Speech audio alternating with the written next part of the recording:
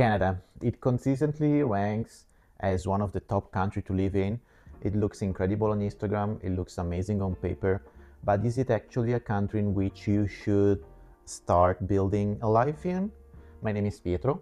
I've been living in Canada for the past 2 years. I'm actually Italian. I decided to come here in 2024 because I wanted to experience the Canadian culture, the North American lifestyle. And since then, I basically spent these 2 years in Edmonton, which is the capital of one of the most, I would say, interesting Canadian provinces, Alberta.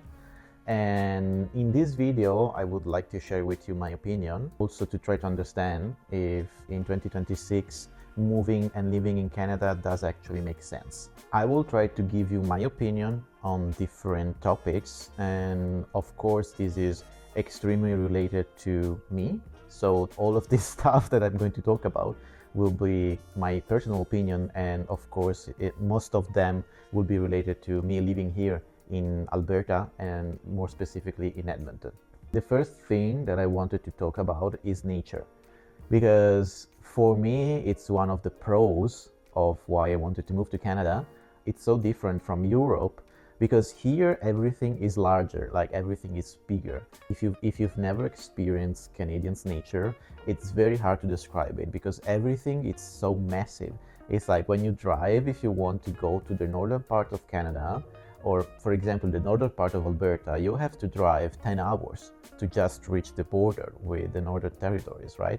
In Europe, this is, I don't know, like, I mean, I'm from Italy, right? So if I want to go to Sweden, for example, that is about 10 hours of driving. But in the meantime, you cross Austria, Germany, Denmark, and then you can also cross Norway, and then you finally reach Sweden. So here, it's the size of everything is so massive, right? So that is a pro to me because I really like to camp, I really like to hike, I really like to go on road trips, right? And this is the thing that I would say I love the most about Canada, because you can literally get lost. You can get literally, if you decide that you want to spend a weekend offline, like off the grid, you can definitely do this, especially in summer, because in summer all the campgrounds, or they are open all over Canada. Usually campgrounds are provided by the state. So the federal government provides campgrounds. They can be both federal, like the national parks, for example. Banff usually provides federal campgrounds, but also provincial campgrounds. And they are very well maintained. Like the quality of the campgrounds is amazing. I've never found any issue with maintenance. They are always very clean.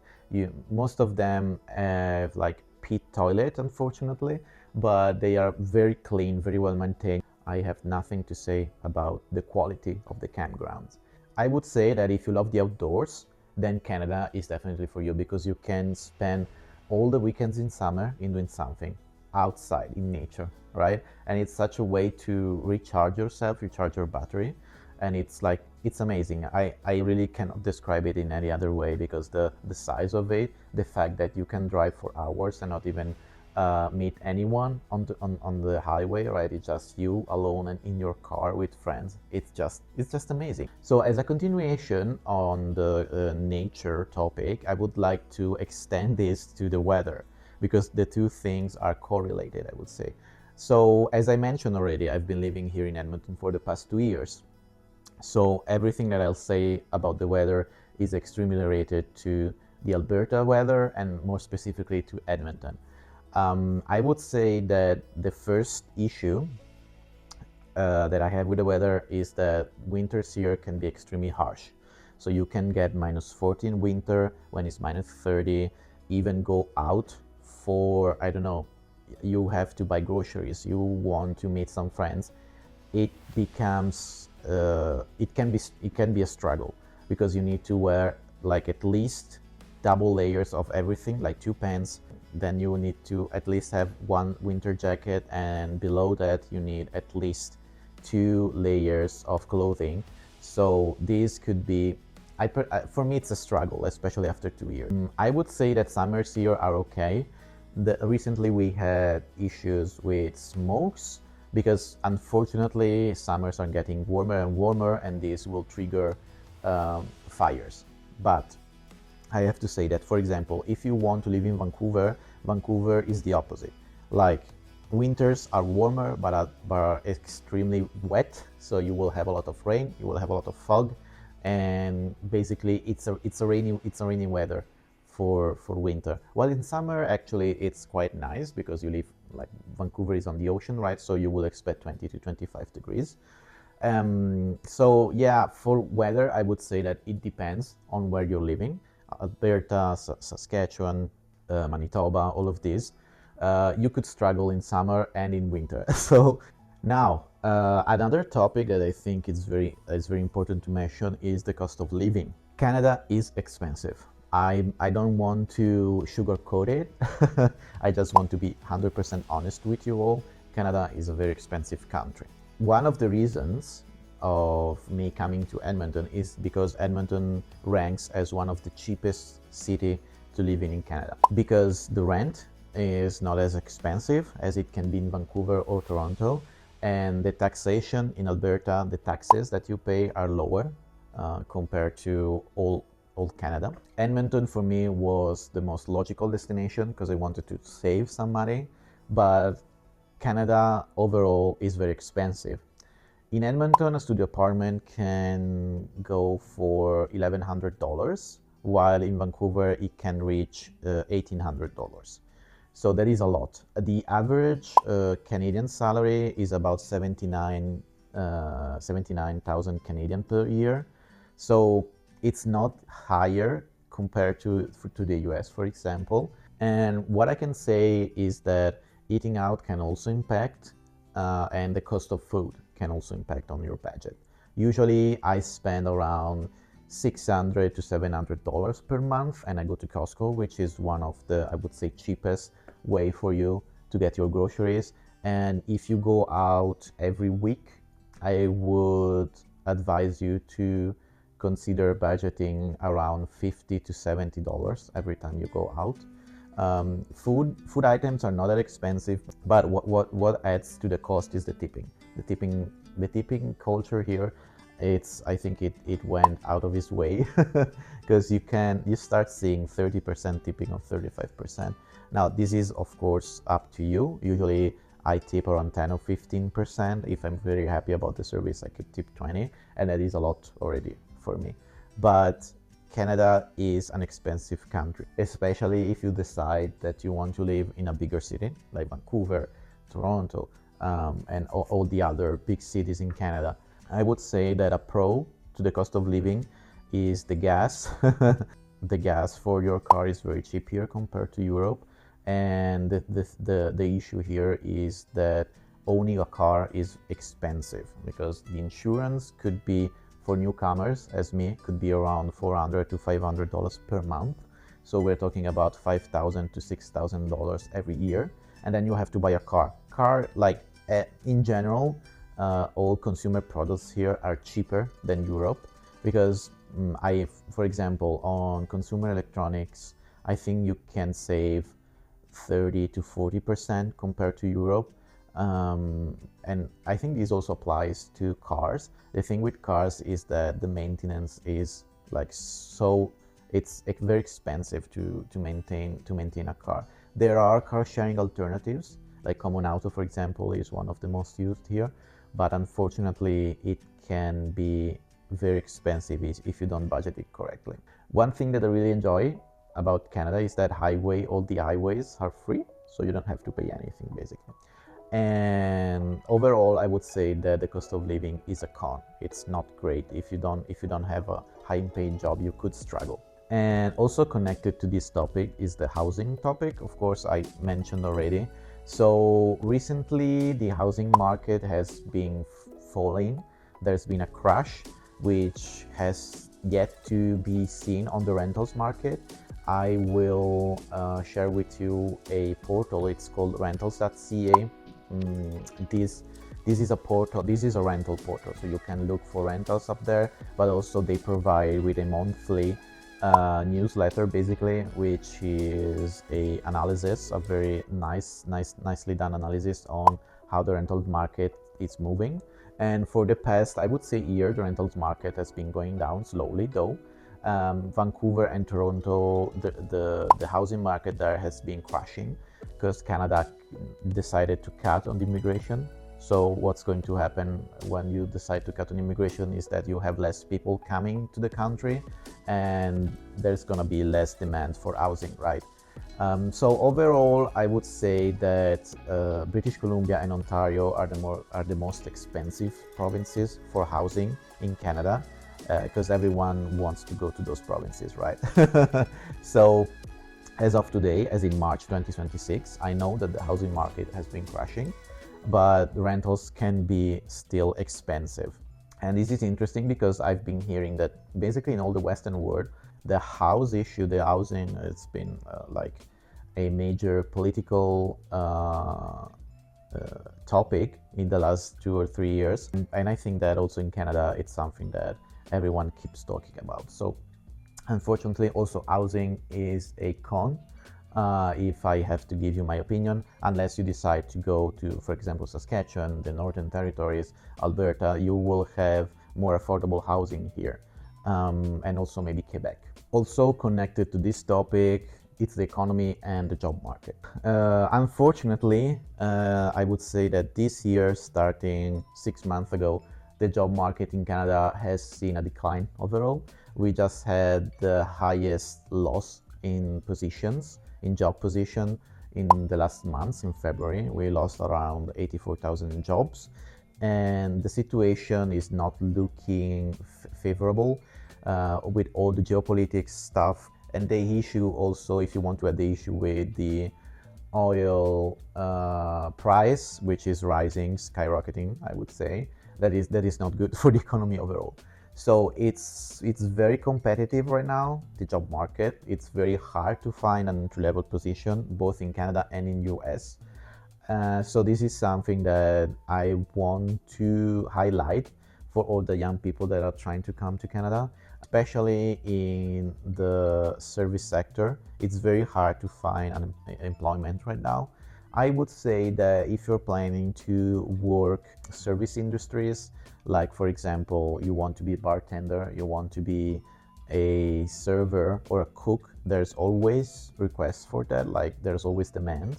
But if you want to just work in an office, if you want to work your way up into the corporate side of the job market, that is hard right now. It's quite hard. Economy, it's the GDP has been contracting for 2 months here in Canada. So unfortunately, if you're coming here and if you don't have any Canadian experience, be ready to spend a lot of months looking for a job, and it can be very frustrating, believe me on that. So unfortunately, that this is a con right now. So it's kind of continuation on another topic which is very related to the economy and the job market, which is taxes.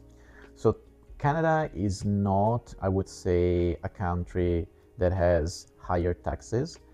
It has started to raise these taxes in the past 3-4 years, but compared to Europe, we are still, I would say, 10 to 15% lower. The average tax rate for the economy in Canada is around 33%. So compared to Italy, for example, which is around 49, is much better. Of course, it's more the tax rate is higher than US, for example, because US you could get around 25% on average as tax rate. So here the taxation system is quite simple. Actually, you will have the federal tax, and then every province has its own tax on goods and on your income, right? So the federal one is only on your income and on other incomes in general. And then you will have the provincial one, like the GST, the PST, and all of that. As I mentioned already, Alberta has one of the lowest taxes in Canada, because the GST, the global sales tax, which is usually it's compared to the VAT in Europe, is around 5%, so it's very cheap. And also the provincial income tax is one of the lowest, because they have a basically flat tax rate up to $60,000, which is about 8%. So overall, if you, for example, I get my salary is about 62,000 Canadian, and I pay around 22% in taxes with both the federal and the provincial one. So overall, for me, is a pro compared to Europe, right? But of course it depends on where you're coming from. Like if you come from Dubai, where you have zero tax rate, of course it's much more expensive. But here you also get some public services. And talking about public service, one of the huge pro for me here is that everything related to the public administration works amazingly. Like it's perfect. It's very productive, like the public sector here compared to Europe. I would say it's 10 times better. They offer you free healthcare. All the provinces here in Canada provide free healthcare, and all the other services, like for example library. And then you have basically every big city usually has recreational centers, and they are very well maintained. They are huge. You pay around 70 to 80 bucks per month, and you basically get swimming pools, gyms, running tracks, all the fields for volleyball, pickleball, badminton, all of this stuff for a very nice subscription rate, I would say, because 70 to 80 bucks is not that much. And the roads are very well maintained. I would say, well, because I come from Italy, right? The public sector here is extremely productive.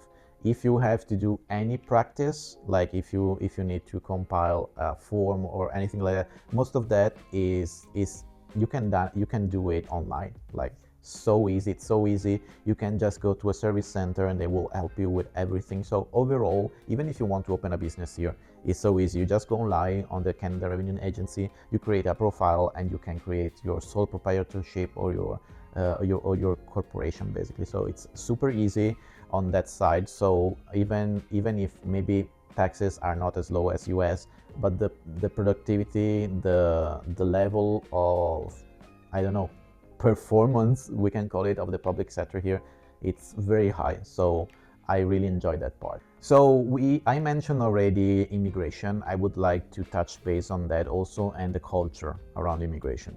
So unfortunately, Canada for the past year has been cutting down on its immigration targets. We had a huge influx of immigrants starting from COVID until 2024. We're talking about 600,000 people coming into the country for 3 or 4 years. So Canada grew at an exponential rate for 4 years basically, and unfortunately this backfired. What I mean by that is that everything became more expensive: housing, groceries, insurance, and all of that. And you had a lot of people with very different cultures coming to Canada.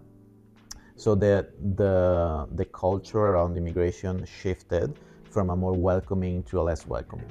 Everyone here is very much welcoming today, but I felt the shift around immigration in the past year. The government reduced the immigration target to half of what they used to allow back in 2024. So we're talking about 300,000 people. And if you want to immigrate to Canada on a temporary basis, like as a temporary foreign worker, or because you want to, for example, use the working holiday visa, which is something that is what I used to stay here for 2 years, that is very easy. It's very easy. You just go online, you submit your documents, and you can live in Canada for basically 2 years and work to whoever you want. The problem will arise when you say, oh, I love this country. Like me, for example, I love Canada. I really like Canada, even though it has some pros and cons, as you may have noticed. The thing is that for me to stay here, it's very hard. I cannot stay here, unfortunately, because to get the PR, the permanent residence, the process is so complicated, and that I just basically can't. I don't have enough points. The permanent residence here works as a kind of lottery.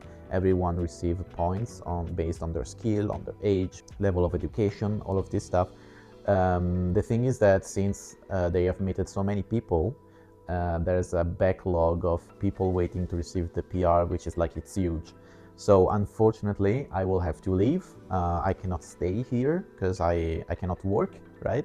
So if you're planning to stay permanently in Canada, that could be challenging unless you have a very good profile, unless you have a very good resume, unless a company is willing to sponsor you. Overall, people here, I would say, are very welcome. They won't make you feel an outsider, right? Even if you don't speak perfect English, this will not impact the quality of relationship. I don't have that many Canadian friends. Actually, I would say that I don't have any Canadian friends. All my friends are immigrants. Here in Edmonton, there's a huge university, so there's a huge influx of immigrants, and I really enjoy this part. Canadians can be more reserved. They value privacy a lot. And for me, coming from a country that is very social, like Italy, for example, this struck to me. I would say that I am not sure if this is a pro or a con, because this depends on what type of person are you. If you value privacy a lot, you will find a lot of nice people here that you can, I don't know, just hang out around and not having a very deep relationship with, right? But if you really look to go out every night, spend time with Canadian friends, they don't do that. At least initially, they will need time you will need time to create a deeper relationship with people. And it's difficult to really have a strong relationship with Canadians, unfortunately, because I really like Canadians, but it's hard to create a long-lasting friendship with them. But overall, they are very kind. They can make you feel at home. But yeah, like the friendship can be felt as surface layer, like as a surface layer friendship, right? It's I have more deep relationship with my friends in Italy and other European friends that I made here, like Spanish, French, German. So yeah, this is the reality if you want to be an immigrant in Canada. I would say that also connected to this topic is the safety. This is again a depends. It depends on which city you decide to live in. Edmonton, unfortunately, it's not a safe city to live in. There's a huge issue with homelessness and drug addiction. Drug addiction is something that Europeans, and also homelessness actually, if you come from Europe, you are not used to see this kind of issue that Canada has right now. And it's been improving for the past 2 years, but you can literally see people overdose on the street. Most of them, if you walk past someone, some homeless, if you just walk past some homeless, you don't know if they're sleeping or they're dead. And this is very sad. I don't hang out in downtown in Edmonton because it feels unsafe to me, especially if you go on the northern side of Edmonton. You can literally walk in homeless encampments. This is, I mean, for Italy at least, this is I was not used to this at all, especially unfortunately on the public transits. Public transits, especially in winter, are not safe because most of the homeless population use the public transit stations as shelter, and this could lead to, unfortunately, stabbing. People get killed, and this is not something that helped me, making me feel safe. So unfortunately, safety for Edmonton is a con. If you go to Vancouver, for example, you have a lot of neighborhoods that are perfectly safe. But even in Edmonton, if you live outside, if you live on the outskirts of the city, you would feel safer because the homeless population is usually concentrated in downtown. If you go to Calgary, for example, you will have a completely different experience. I've never felt unsafe in Calgary. I've never felt unsafe in Vancouver. I do understand that this is a kind of subjective topic, but overall, there are areas in all cities that are unsafe to just walk at night. You can get for real randomly stabbed. So unfortunately, it depends on which cities you go to live to. For Edmonton, I would say that this is the main con of the city. Like it's not safe. I don't feel safe, especially if you don't have a car. Which reminds me that I have to talk about the car culture here. If you don't have a car, you would feel it. You would feel not having a car. You would feel left out. The culture here is very car-centric. Even if you need to go and buy groceries, you would need a car. There are services that delivers groceries at your place.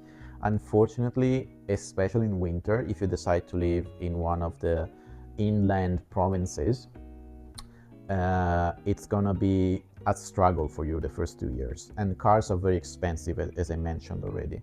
So if it's winter and it's minus 25 outside and you have to go to work, you will need to rely on the public service, public transportations. If you don't have a car, my advice is, if you can afford it, get it. Luckily, I worked from home for the past 2 years, so I didn't need a car, but I always had some type of car sharing service active, because you cannot think about not having a car here. It's not like Europe. Cities here are huge. So this is the culture here. This is a North American culture, which is car centric. You don't have just to make an example, Edmonton and Calgary are the two main cities in Alberta. And when I mean main cities, I would say that 80% of Alberta population lives in these cities. And they are on a straight line. It's 300 kilometers, it's like 3 hours by car, and there's no train that connects the two cities. Like, there is no train. The only transportation available between these two cities are by plane, by car, or by bus, and that's it. There is no train. And this is very common in Canada. This is very common in North America, okay? So if you come from Europe, you just need a car here. So get a driving license. I got a driving license here. Use a car sharing service or buy a used car. Unfortunately, if you decide to work here and if you don't work from home, for example, you will need a car. But what I want to say to close this video is that Canada is still one of the most livable country, I would say, in the Western world, especially if you're an immigrant. There are not that many countries out there that offer this kind of lifestyle and that are this welcoming towards immigrants. So overall, I'd say that compared to Europe, it's much better. Of course, it's more similar to US than Europe, so you don't have that social safety network that you may find in Europe, for example. The key for me is coming here with the right expectation, and I hope that this video helps you to create the right expectation about coming to Canada. Don't come here thinking that this is the perfect paradise. Unfortunately, we live on Earth and there is no such place as that. So if you have any specific questions about the thing that I've been talking for the past 50 minutes, please leave a comment down below the video. This is my first video in English. I'm planning to release more contents in English, so please stay and subscribe. I hope to see you again in the next video. Thank you so much for staying until this very end. Bye bye.